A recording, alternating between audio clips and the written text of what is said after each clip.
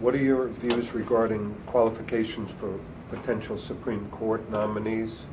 Would you strongly support and vote for strict constructionists to the Supreme Court?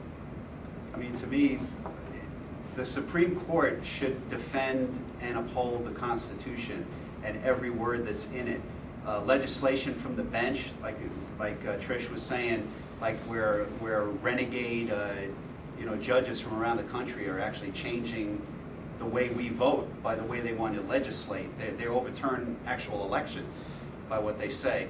So this job in the Supreme Court, these people who get selected, including the most recent one, and no offense, the Latina woman who, white Latina woman.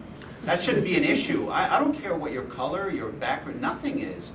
But you really need to be a strict interpreter of what our founding fathers believed within our Constitution.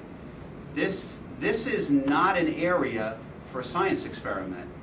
And I think that a lot of these radical judges are getting into positions that can really harm what we are as Americans. And we have to be extremely vigilant of this. I mean, that's everything we are. And if these guys can be allowed to change things and become basically changing the path of our nation based on their rulings, I think we have to be very protective of that.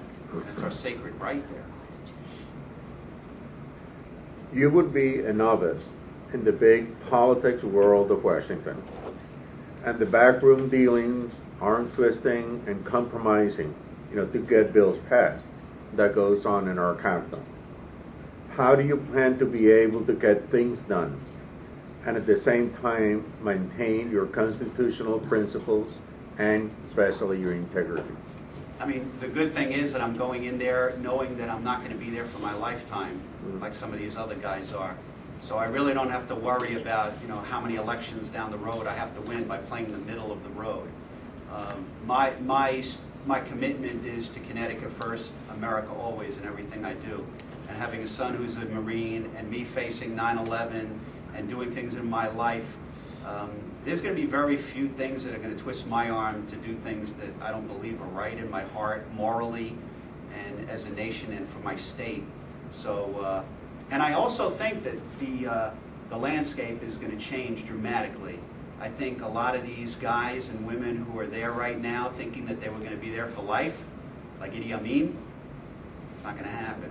I think that we are on the cusp of a historic wave, like in New Jersey with Christie, in Virginia, in Massachusetts with Scotty Brown, that we see now that this change is not only possible, it's probable. And for me to go to Washington, I love the movie Mr. Smith Goes to Washington. I think it's so classic, and yeah, I do know it's a movie. Some of my friends always remind me, but that was just a movie. But I do believe that we, given the support of the people, my constituents who bring me there, I'm doing this with them, not just for them. So I have a lot of allies with me in this army. So well, I always say we are answering this call together. It's not just me going to Washington. I'm going to have all you there, not only in the prayers, but actually with me as we form and we take our country back from America going amok.